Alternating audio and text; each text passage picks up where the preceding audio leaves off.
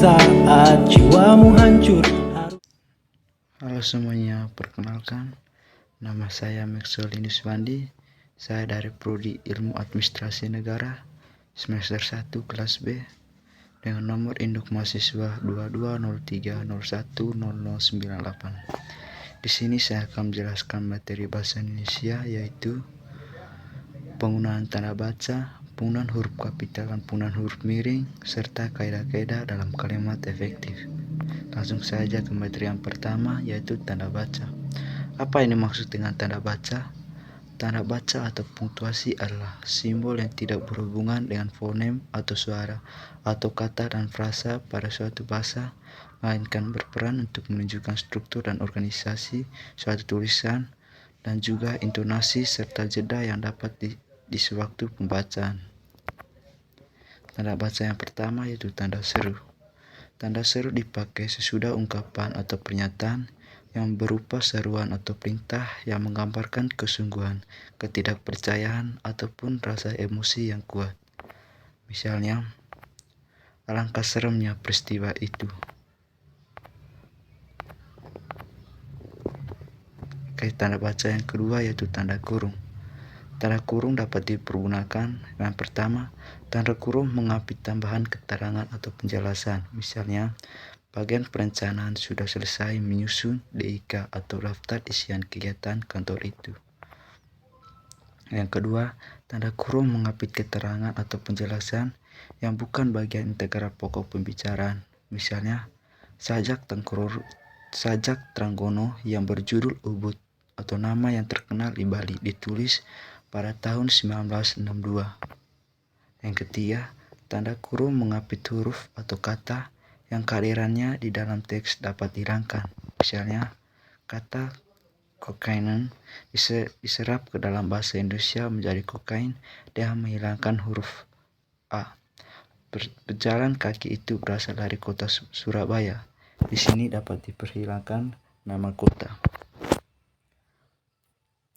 Yang ketiga, tanda baca tanda kurung siku dapat dipergunakan. Yang pertama, tanda kurung siku mengapit huruf, kata atau kelompok kata sebagai koreksi atau tambahan pada kalimat atau bagian kalimat yang ditulis orang lain. Tanda itu menyatakan bahwa kesalahan atau kekurangan itu memang terdapat di naskah asli. Misalnya, Sang Sapurba mendengar bunyian gemerisik. Yang kedua, tanda kurung siku menapit keterangan dalam kalimat penjelas yang sudah bertanda kurung. Misalnya, persamaan kedua proses ini perbedaannya dibicarakan di dalam bab 2 lihat halaman 35-38 perlu dibentangkan. Tanda baca yang keempat yaitu tanda petik dapat dipergunakan. Yang pertama, tanda petik mengapit petikan langsung yang berasal dari pembicaraan dan naskah atau bahan tertulis lain. Misalnya, saya belum siap, kata Mira, tunggu sebentar. Yang kedua, tanda petik mengapit judul syair, karangan atau bab buku yang dipakai dalam kalimat. Misalnya, bacalah bola lampu dalam buku dari suatu masa dari suatu tempat. Yang ketiga, tanda petik mengapit istilah ilmiah yang kurang dikenal atau kata yang mempunyai arti khusus. Misalnya, pekerjaan itu dilaksanakan dengan cara coba dan ralal saja. Keempat, tanda petik penutup mengikuti tanda baca yang mengakhiri petikan langsung. Misalnya, kata Tonu, saya juga minta satu. Catatan untuk tanda petik yaitu pembukaan dan tanda petik penutup pada pasangan tanda petik itu ditulis sama tinggi di sebelah atas baris. Tanda baca yang kelima yaitu tanda petik tunggal. Dapat dipergunakan. 1. Tanda petik tunggal mengapit petikan yang tersusun di dalam petikan lain. Misalnya, tanya Basri, kau dengar bunyi kering-kering tadi?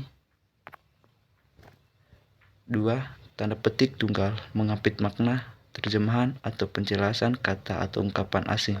Misalnya, feedback atau balikan. Tanda baca yang keenam yaitu tanda garis miring. Tanda garis miring dipakai dalam nomor surat dan nomor pada alamat dan penanda masa 1 tahun yang terbagi dalam 2 tahun takwim. Misalnya, nomor 7 garis miring PK garis miring 1973. Yang kedua, Jalan Keramat 3 garis miring 10. Yang ketiga, tahun anggaran 1985 garis miring 1986.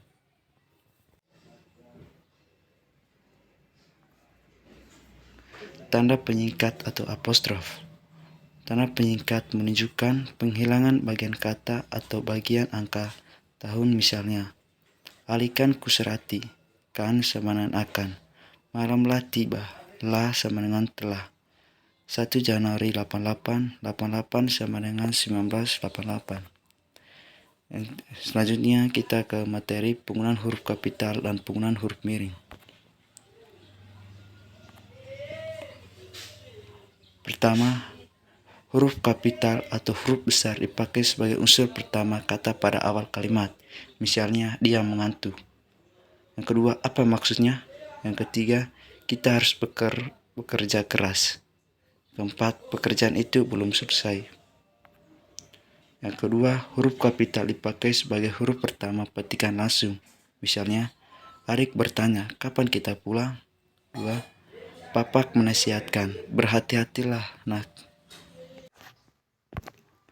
Ketiga, huruf kapital dipakai sebagai huruf pertama dalam ungkapan yang berhubungan dengan nama Tuhan dan kitab suci, termasuk kata ganti untuk Tuhan. Misalnya, Allah yang Maha Kuasa, yang Maha Pengasih, Alkitab, Al-Quran, Veda, Islam, Kristen. Kedua, Tuhan akan menunjukkan jalan kepada hambanya. Yang keempat, huruf kapital dipakai sebagai huruf pertama nama gelar kehormatan, keturunan, dan keagamaan yang mengikuti nama orang. Misalnya, Mahaputra Yamin, Sultan Hasanuddin, Haji Agus Salim, Imam Syarifid, Nabi Ibrahim. Yang kelima, huruf kapital dipakai sebagai huruf pertama unsur nama jabatan dan pangkat yang diikuti nama orang atau yang dipakai sebagai pengganti nama orang tertentu, nama instansi atau nama tempat. Misalnya, Wakil Presiden Adam Malik, Perdana Menteri Nehru, Profesor Supomo, Laksamana Muda Udara Hussein Satra Negara, Sekretaris Jenderal Departemen Pertanian, Gubernur Irian Jaya. Yang keenam, huruf kapital dipakai sebagai huruf pertama unsur-unsur nama orang. Misalnya, Amir Hamzah, Dewi Sartika, Wage Rudolf, Supratman, Halim Perdana Kusuma.